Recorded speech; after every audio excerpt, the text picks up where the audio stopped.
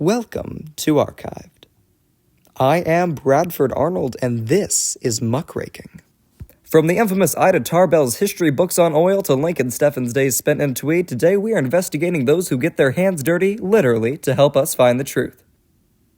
Muckrakers, coined in 1906 by President Theodore Roosevelt, were, in his words, indispensable to the well-being of society, but only if they know when to stop raking the muck.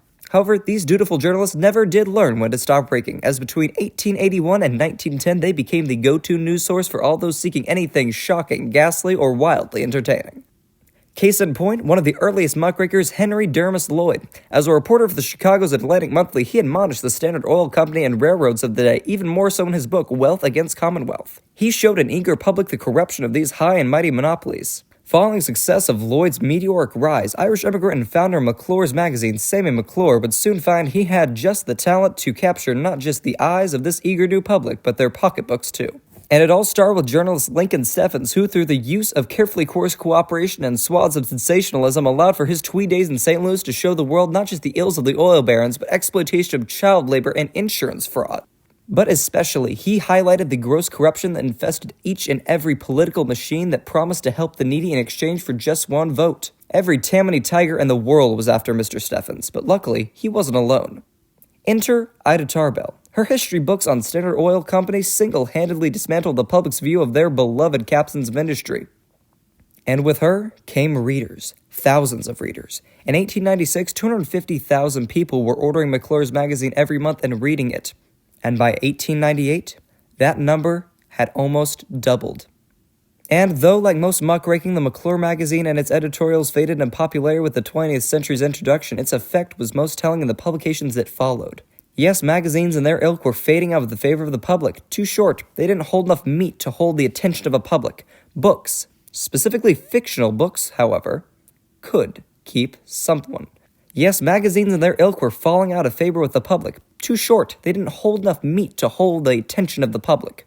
Books, however, specifically fictional books, could keep someone reading for hours, but how do you muckrake a world that doesn't exist? Well, it's simple.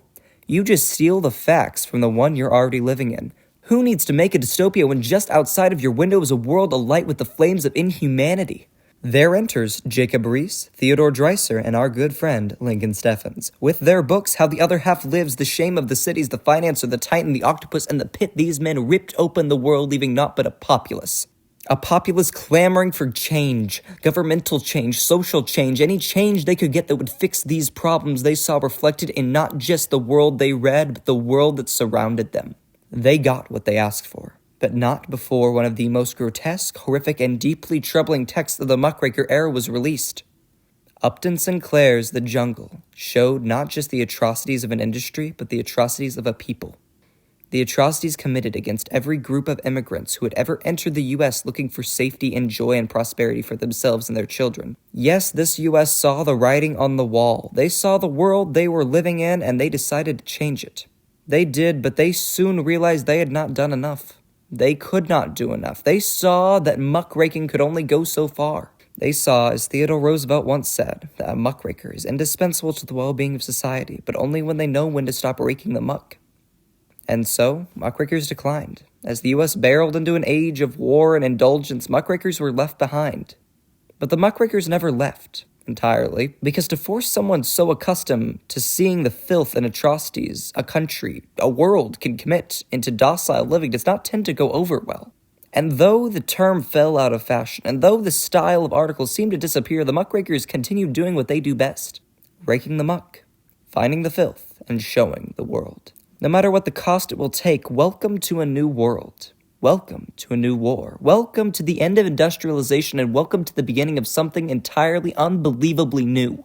Welcome to the end of muckraking and the beginning of the 20th century tabloid.